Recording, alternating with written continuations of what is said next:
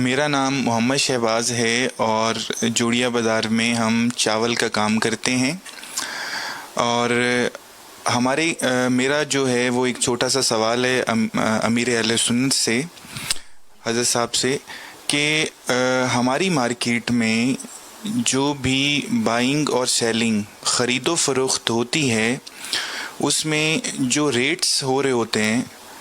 وہ کیش کا ریٹ الگ ہوتا ہے، اور جیسے کریڈٹ کا ریٹ ہے وہ مختلف ہوتا ہے۔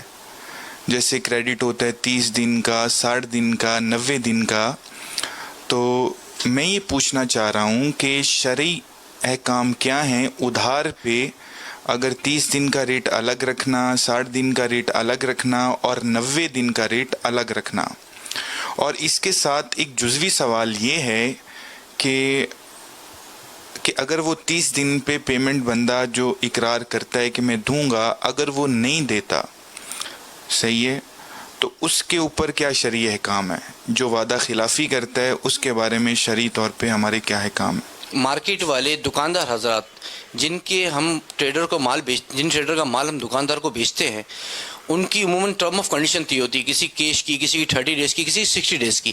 اچھا، جو 30 ڈیز کی پیمنٹ پہ کنڈیشن میں مال بیچنے کے اس کے ریٹ ڈفرینس آلریڈی مارکیٹ میں طے ہوئے ہیں۔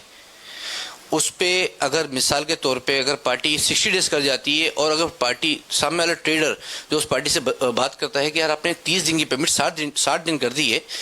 تو اگر میں آپ کو ڈفرینس پہلے بولتے تو میں آپ کو 60 دن کی ریٹ لگا کے آپ کو سودا دیتا ہوں، اس کا بل بنا کے بیچ دیتا ہوں آپ کو، اور اس کے بل کے اوپر ضد کرتا ہے نا کہ 60 دن کے آپ سے میں پیسے لوں گا، اوپر 1 روپے یا 1.5 روپے کے اوپر چارج کروں گا، تو پارٹی بولتی ہے آپ ہم سے سود لو گے۔ تو اس کا بھی پوچھتے ہیں کہ چلے پارٹی جو سود کے اوپر بول رہی ہے، لیکن پارٹی کا کیا، دکاندار کا کیا ہے کہ وہ جو 60 دن کری ہے، جو ہمیں بول رہی ہے سود لینے، اس کا کیا حال ہے کہ اس کے اوپر کیا بنتا ہے؟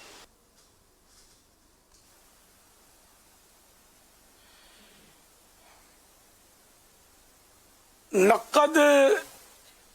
اور ادھار کے دام میں فرق ہونا،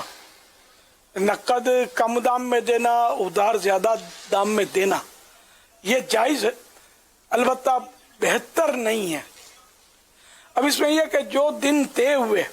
کہ بھئی 1 مہینے تک ادھار دیا، 1 مہینے سے زیادہ وقت گزر گیا، تو اب اس پر کوئی مزید جرمانہ وغیرہ نہیں لے سکتے کہ بھئی 1 مہینہ تھا، اب تو 2 مہینے ہو گئے، 3 مہینے ہو گئے،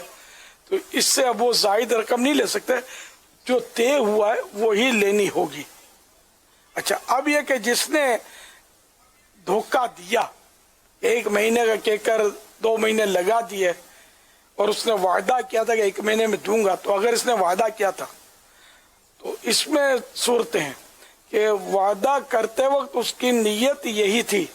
کہ 1 مہینہ کا بھی بول دو نا یار، دیتا کون ہے، 2 مہینے میں دیں گے اپنے، تو یہی وعدہ خلافی ہے، یہی وعدہ خلافی ہے کہ وعدہ کرتے وقت نیت یہ ہو کہ میں پورا نہیں کروں گا، تو یہ وعدہ خلافی ہے، اور ایسا شخص گناہ گار ہے، اس کے لیے وعیدیں ہیں کہ نہ اللہ اس پر نہ اس کے فرض قبول فرمائے، نہ نفل قبول فرمائے، اور اس طرح کی وعیدیں ہیں اس کے لیے، اور یہ گناہ گار جہنم کا حقدار ہے، تو ایسا نہیں کرنا چاہیے۔ ویسے بھی عام طور پر یہ کہا جاتا ہے نا یار، مرد کی زبان ایک ہے، تو وہ مرد ہی رہنا چاہیے، کہ مسلمان کی زبان ایک ہوتی ہے، تو اس لیے وہ جو بھی ایسا کرتے ہیں وعدہ خلافیاں، اور لوگوں کو دھوکہ دے کر پریشان کرتے ہیں، پھر اس میں لڑائی جھگڑے ہوتے ہیں، غیبتیں، بدگمانیاں، اور پتہ نہیں کیا کیا ہوتا ہوگا، وہ تاجر لوگ مجھ سے زیادہ سمجھتے ہیں، تو ایسا کچھ بھی نہیں کرنا چاہیے۔ اور جو زبان کا سچا ہوتا ہے نا، اس کی ویلیو بہت ہوتی ہے، اس کی بڑی عزت ہوتی ہے کہ یار یہ پارٹی سولیڈ ہے، یار جو ٹائم دیا اس پر اس نے دے دیا، بلکہ 1 دن پہلے ہم کو دے دیا، اس کا بڑا مان ہوتا ہے، یہ بھی سب سمجھ سکتے ہیں۔ تو اپنی عزت، اپنا وقار مسلمان کو اپنے ہاتھوں برباد نہیں کرنا چاہیے، بلکہ وقار بلند رکھنا چاہیے۔ اللہ ہم سب کو توفیق دے۔ صلو علی الحبیب صلی اللہ تعالی علی محمد۔